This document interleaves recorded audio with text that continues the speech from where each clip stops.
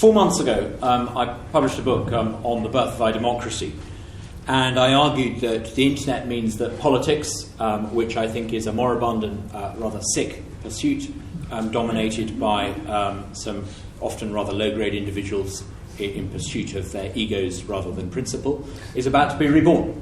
And I call this iDemocracy. 2 or 3 days ago, Beppe Grillo in Italy came from absolutely nowhere and got over a quarter of the vote. So I think it's no longer possible to brush aside this idea that the internet is going to be transformative. We may argue about whether we like the change, we may argue about whether it's a change for the good or how we can harness it, but the change is coming and the change is very, very real.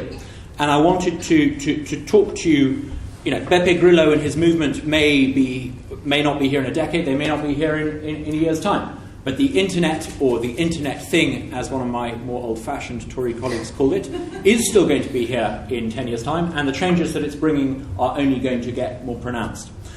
I wanted to talk very specifically today about the changes that it's going to bring to politics. I also think it's going to have some pretty profound changes to the role and the size of the state, to the way that public services are provided. It's going to overturn many assumptions about the size and scale of states and political entities.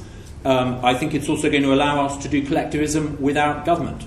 Something as a libertarian presents collectivism, a good thing, but without the state, a very confusing position for libertarians like me. But I wanted to focus specifically on politics and what it's going to do to politics. The first thing the internet does, without question, everything it touches, it removes the barriers to entry.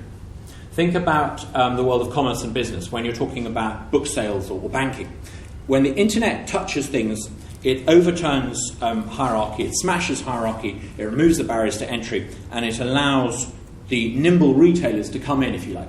Now, political parties are basically in the business of political retail. They're trying to get us to buy into politicians and their policies. But it is transforming the world of retail. And those of you who've read Chris Anderson's book, The Long Tail, ostensibly about how the internet is transforming politics, I think it has some profound implications for politics. Imagine that we were having this conversation in the 1980s or the 1990s. Politics was dominated by 2.5 brands.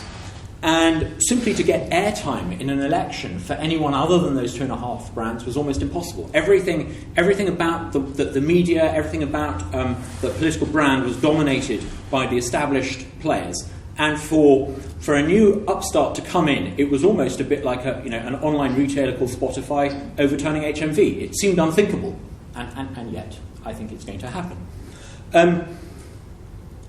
It makes it possible, bluntly, for an individual to build a local brand. What do I mean by that? Well, George Galloway, not a man I instinctively agree with on many things. I thought it was worth if I actually quoted what he said after his crushing victory in the Bradford by-election. And I think all of us should sit up and take note. This is George Galloway after he won. Our media was social media, Twitter, Facebook and YouTube. At the touch of a button, I can speak to thousands of people. Our election campaign was built entirely outside the Westminster bubble. It allows an individual to communicate in their constituencies and be their own brand. Beppe Grillo is a national brand. He's done it on a national scale. He has, I think David Cameron has 250,000 followers. Beppe Grillo has over 1 million followers on Twitter. Incidentally, Beppe Grillo does not give mainstream media interviews. He does not rely on the pet pundits that frequent this place amongst with the lobbyists and all the other hangers-on in Westminster. He does not give interviews to pet pundits. He communicates directly to his audience. The second thing that politics is going to change in politics is about to be repersonalised. I argue in the book that the digital revolution means hyper-personalisation of all sorts of things, but it's going to, in this context, it means the repersonalisation of politics. In my constituency in 1910, there was an election, and the winner won with fewer than 6,000 votes. The electorate was much smaller. Fewer people voted. You had to be male, you had to be of a certain age. I think you even had to have some sort of property qualifications, de facto, if not in reality. That meant that an individual standing for election could get to meet pretty much all the 6,000 votes they needed, and that's pretty much what happened. They packed them into town halls, or they met them in the market square. In other words, when you were voting in Harwich in 1910, you were voting for the person more than you were voting for the party. it's an interesting fact that until I think 1968 in this country, it was illegal to have the name of your party on the ballot paper. This is a residue from the days when you were voting for a person, not a party. But think how dramatically this changed during the 20th century. We've got so used to the idea of politics as a pursuit where you vote for the party, not the person. Think of the zenith of mass centralised politics in the mid-1990s, during the Blair ascendancy. We talked about being on message, candidates being on message, i.e. parroting one another's cliches.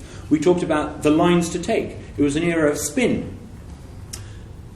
In the 1990s, I remember looking at some data showing that people didn't just not know the names of all of the candidates standing for election, they often didn't know the name of the sitting MP. In other words, if you weren't allowed to have the name of the party on the ballot paper, a lot of people just simply wouldn't know who to vote for. People were voting for the party, not the person. But this is dramatically changing very, very quickly. The internet allows you to directly communicate, and communicate very directly with people with your own controlled media. You're back to voting for the person, not the party. In the 2010 election, when I was standing for election in 2010, I had something like 1 in 4 email addresses, or 1 in 4 household email addresses. I had a blog that was read by a significant chunk of the electorate in my constituency every week.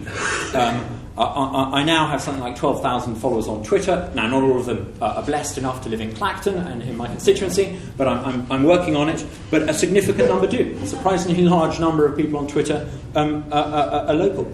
So people don't just... Because of this intimacy and this immediacy and this directness, I've noticed a change since I became an MP. People no longer contact me and say, what do the Conservatives think about X, Y, and Z? They want to know, what do you think about it? They know they can go onto conservative.com, that well-known website in which large sums of money have been invested and very few people read. Or they can come onto my website to see what I think about it. It creates this space for authenticity. It also means that I'm judged by my actions. It's impossible. When I first came in here, it was possible to sign something called an early day motion, which would directly contradict the way I'd voted. And I could then use the early day motion to pretend that I adopted position X when in fact I voted for Y.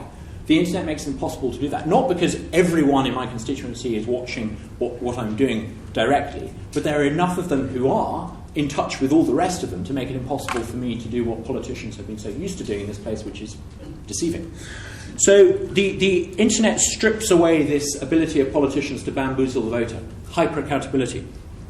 I think the digital revolution means the end, basically, of the 2.5 party system.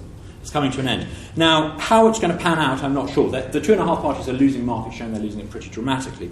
Now, either this is going to continue, or they're going to realise just in time they need to become open source. Now, what do I mean by this?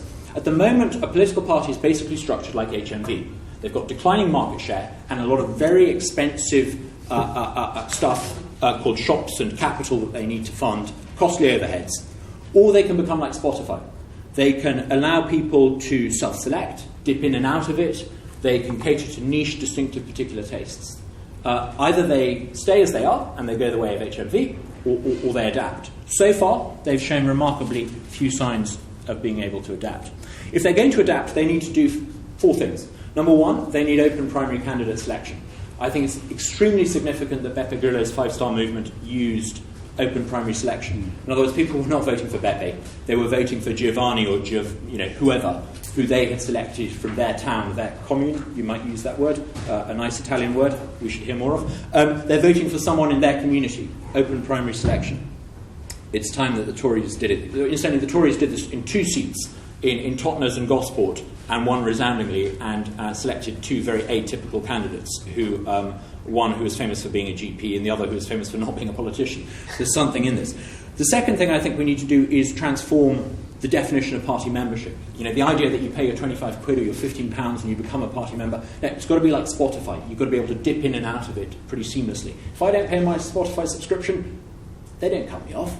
I just have to listen to the ads until it annoys me and I renew. We need a system of recall so that ordinary people who are not party members can sack politicians if they fiddle their expenses or are lazy or just break their promises on tuition fees. We need to have a system of recall. Funding. We need to end state funding of politics. We need to make sure that politicians live within their means. Again, it's very significant that the 5-star movement says it will refuse all public money. It's self-funding.